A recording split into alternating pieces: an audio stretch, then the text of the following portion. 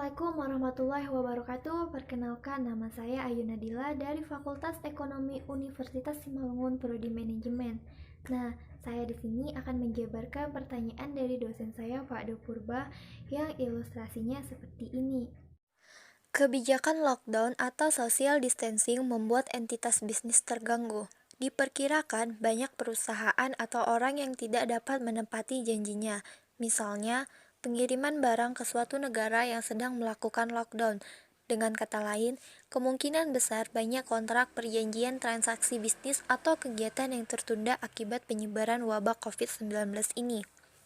Dalam lingkungan bisnis, kegagalan memenuhi perjanjian alias war prestasi acap kali dapat dibenarkan oleh hukum jika orang tersebut yang tidak memenuhi prestasi dapat membuktikan adanya halangan yang tidak dapat dihindarkan, misalnya bencana alam. Nah, berdasarkan ilustrasi ini, coba kalian analisa kira-kira apa yang akan terjadi dalam kegiatan bisnis atau persaingan bisnis berkaitan dengan kondisi ini. Nah, dari ilustrasi ini kita sudah bisa menebak ya kondisi apa yang bakal terjadi dan bagaimana dampaknya. Ya, kebijakan pemerintah mengenai lockdown, social distancing, work from home ini merupakan kebijakan yang disebut dengan force majeure atau kata lainnya disebut dengan kebijakan yang bersifat memaksa yang membuat banyak entitas bisnis yang terganggu dan diperkirakan banyak perusahaan atau perorangan yang tidak dapat menepati janjinya.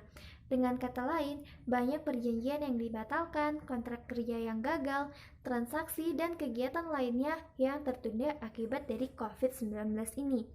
Nah, kegagalan ini disebut dengan war prestasi. Apa sih war prestasi itu? Nah, di sini saya juga akan menjelaskan tentang war prestasi tersebut. War prestasi adalah kelalaian, tidak menepati janji, tidak memenuhi kontrak kepada klien bisnisnya. Dan yang terjadi jika kondisinya seperti ini ialah kerugian.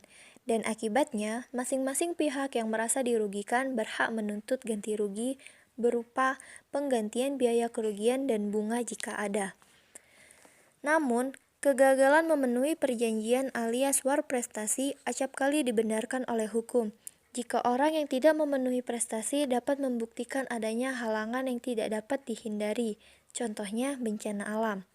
Nah, terus bagaimana nih tentang COVID-19? Apakah secara hukum pandemi global ini dapat dijadikan alasan sebagai force majeure untuk tidak menjalankan perjanjian? Nah, di sini kita akan membahas tentang force majeure. Force majeure merupakan suatu halangan di mana salah satu pihak tidak mempunyai kemampuan untuk menghindari kegagalan itu, walaupun sudah melakukan upaya terbaik. Unsur lain yang mendukung terjadinya force majeure adalah 1.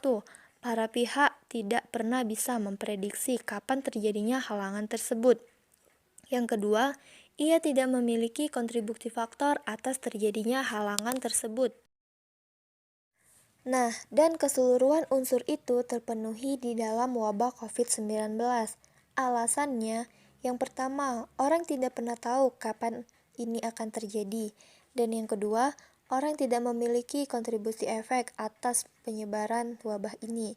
Dan yang ketiga, wabah corona memang suatu halangan di mana orang tidak bisa mengesampingkannya. Suatu kondisi force majeure bukanlah semata-mata keadaan yang terjadi demi kontrak, melainkan demi hukum. Dasar hukumnya ialah pasal 1245 KUHP yang bunyinya, tidaklah biaya rugi bunga harus digantinya apabila karena keadaan memaksa atau karena suatu keadaan yang tidak disengaja. Si berhutang berhalangan memberikan sesuatu yang diwajibkan atau karena hal yang sama telah melakukan perbuatan terlarang. Nah, jadi penanggulangan risiko kerugian yang diakibatkan oleh wabah COVID-19 ini tetap merujuk kepada perjanjian yang sebelumnya dibuat oleh kedua belah pihak. Dan apabila kedua belah pihak tersebut belum melakukan perjanjian atau membuat perjanjian tersebut, maka seharusnya setiap orang yang berada di dalam kerjasama tersebut harus bergotong royong menanggulangi kerugian tersebut dengan cara membayar setengah-setengah dari jumlah kerugian yang dihasilkan oleh wabah tersebut. Nah, disinilah berlaku prinsip keadilan di dalam berbisnis.